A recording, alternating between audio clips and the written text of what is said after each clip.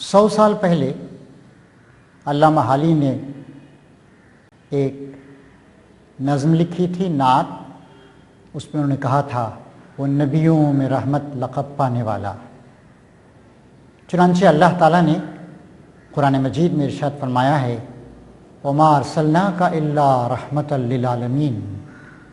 ہم نے جو آپ کو بھیجا ہے تو دنیا جہان کے لوگوں کے لیے، ساری انسانیت کے لیے رحمت کا سرچشمہ بنا کے بھیجا ہے۔ نبی کریم صلی اللہ علیہ وسلم کی دنیا میں آمد، دنیا کے لوگوں کے سامنے اللہ کے دین کی تعلیمات کو پیش کرنا، ان کی اصلاح کرنا اللہ تعالیٰ کی رحمت کا مظہر ہے۔ نبی کریم صلی اللہ علیہ وسلم کو اللہ تعالیٰ نے ایک بہت بڑی ذمہ داری دی تھی، اور آپ نے انسانی محبت کے ساتھ اللہ تعالیٰ کی رحمت سے کام لیتے ہوئے اس ذمہ داری کو پورے طور سے ادا کیا۔ اللہ تعالیٰ قرآن مجید میں جگہ ارشاد فرماتا ہے اِنَّكَ لَعَلَىٰ خُلُقٍ عَظِيمٍ، یقیناً اے محمد آپ اخلاق کے بہت اونچے مرتبے پر فائز۔ اخلاقی ہے جو انسان کو اونچا اٹھاتا ہے، اخلاقی ہے جو انسانیت کی کھیتی کو سرسبز و شاداب کرتا ہے، اخلاقی ہے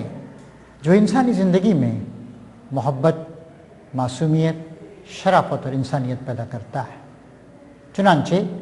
سیدنا محمد صلی اللہ علیہ وسلم نے فرمایا ہے کہ قیامت کے دن جب انسان کے اعمال تولے جائیں گے تو دو چیزیں ہوں گی جن کا وزن بہت زیادہ ہوگا۔ ایک خوف خدا، اللہ کا خوف، تقوی اور پرہیزگاری۔ دوسری چیز جس کا وزن سب سے زیادہ ہوگا وہ ہوگی اخلاق۔ اخلاق کی بڑی اہمیت۔ نبی کریم صلی اللہ علیہ وسلم اخلاق مجسم تھے۔ ایک بار کچھ صحابہ کرام ام المومنین یعنی مسلمانوں کی ماں حضرت عائشہ صدیقہ رضی اللہ تعالی عنہ کی خدمت میں حاضر ہوئے اور پوچھا اے مسلمانوں کی محترم ماں، نبی کریم صلی اللہ علیہ وسلم کا اخلاق کیسا تھا؟ آپ نے فرمایا کہ کیا تم قرآن شریف نہیں پڑھتے؟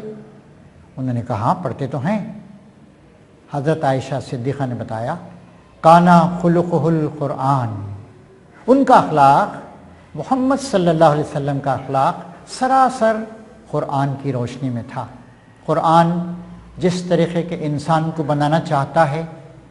جیسی انسانی محبت کو عام کرنا چاہتا ہے، جیسی شرافت کو پروان چڑھانا چاہتا ہے، جیسا انسانی تعلقات کو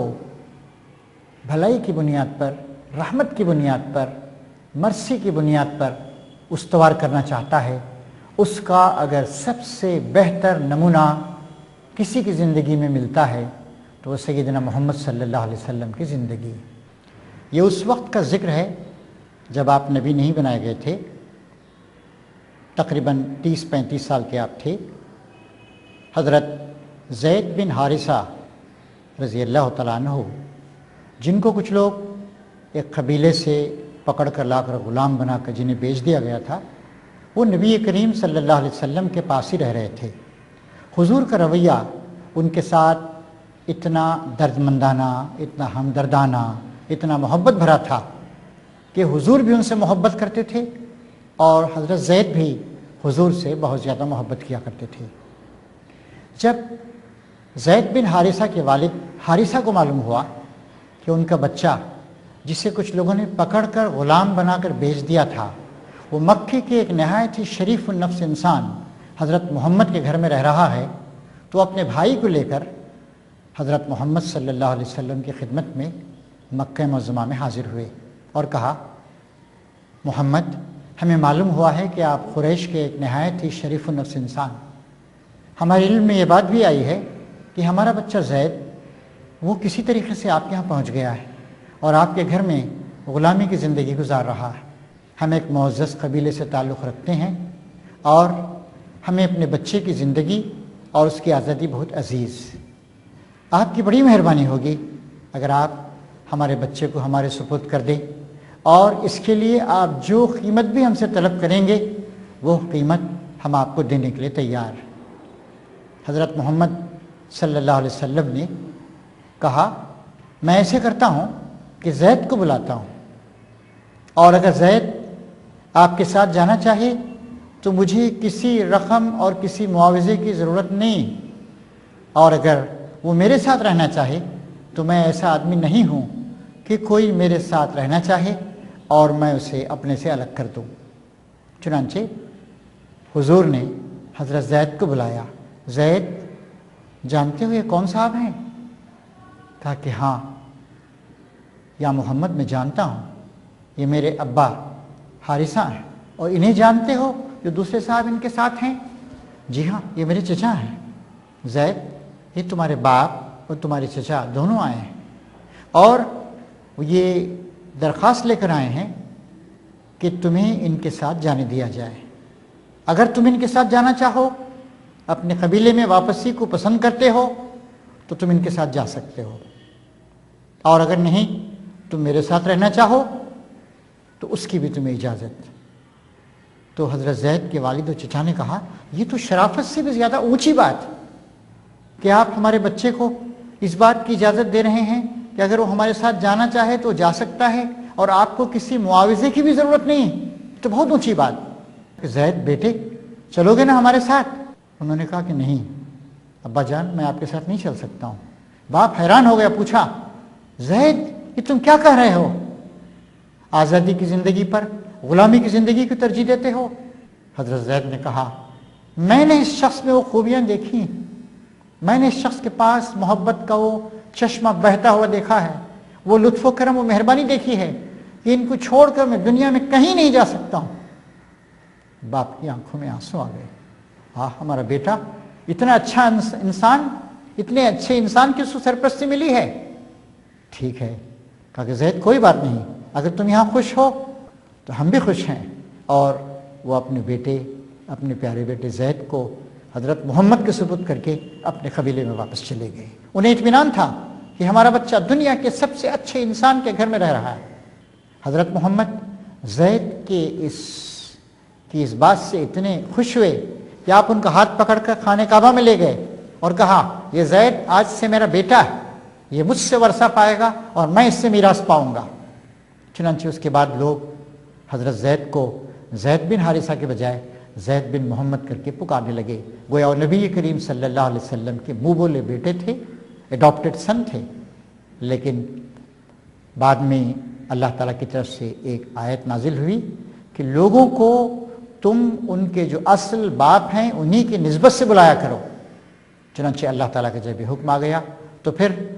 نبی کریم صلی اللہ علیہ وسلم نے ہدایت کی اور لوگ انہیں زید بن محمد کے بجائے زید بن حارثہ ہی کے نام سے پکارنے لگے۔ حضرت زید حضور کے بڑے چہیتے تھے، حضور ان سے بڑی محبت کرتے تھے، اور جب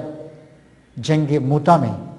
جو آپ کے مدینہ تشریف لے جانے کے تقریباً آخری زمانے میں ہوئی، حضرت زید کو آپ نے ایک جنگ میں آپ نے کمانڈر بنا کر بھیجا، وہ اس جنگ میں شہید ہو گئے۔ تو مطلب یہ ہے کہ نبی کریم صلی اللہ علیہ وسلم ایک ایک انسان سے اتنی محبت کرتے تھے، اتنا مخلصانہ رویہ تھا آپ کا، اس طرح نوازتے تھے کہ جو آپ کے پاس آتا وہ آپ ہی کا ہو کر رہ جاتا۔ کسی نے کہا ہے کہ you can love the whole world but it is very difficult to love your immediate neighbour. آپ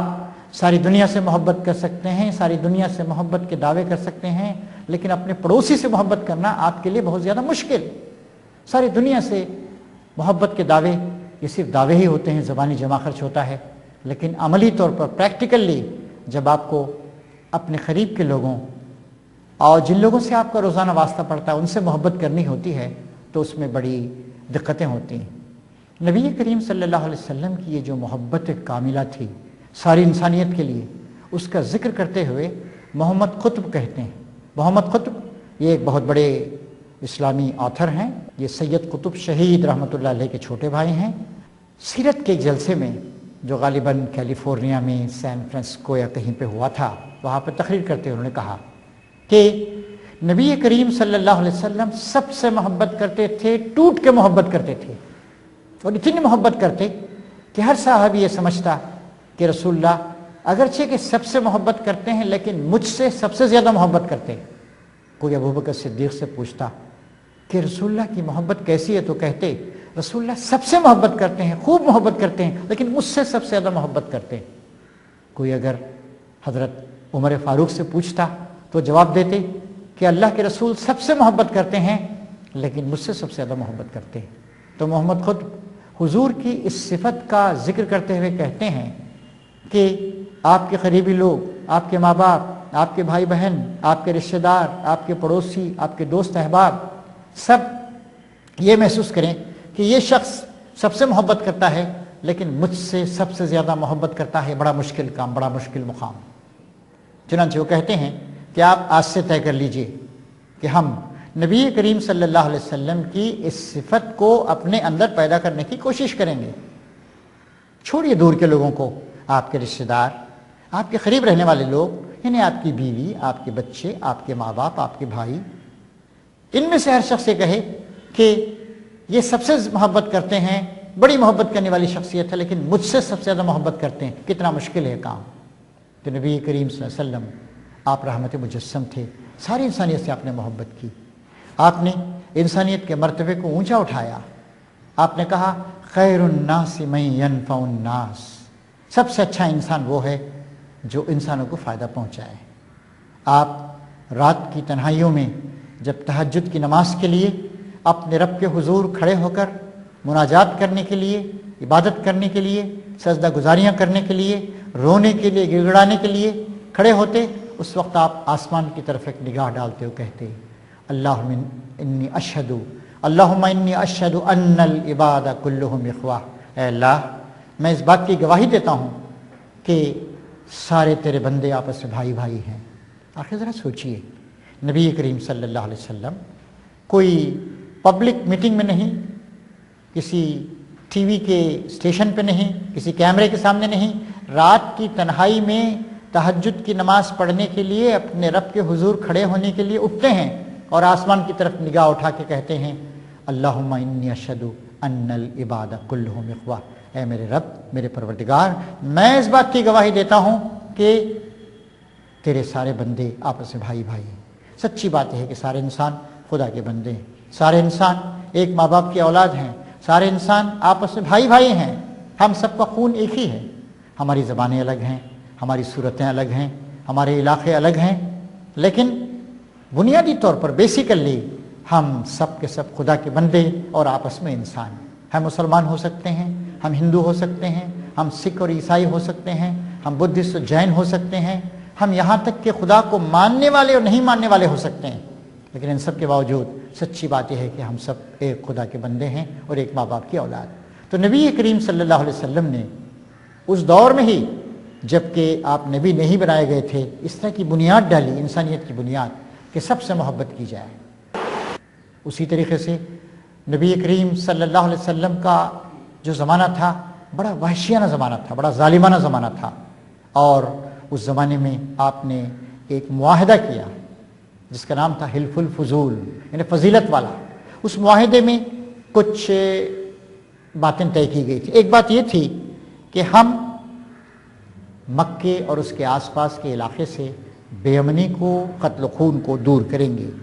ہم مکے میں جو لوگ، مکہ ایک تجارتی شہر تھا، یا تجارت کے لیے لوگ آئیں گے، یہ یہاں عبادت کے لیے یا خانہ کعبہ کی زیارت کے لیے، حج یا عمرے کے لیے آئیں گے، ہم ان سب کی حفاظت کریں گے اور ان سب کی خدمت کریں گے۔ پھر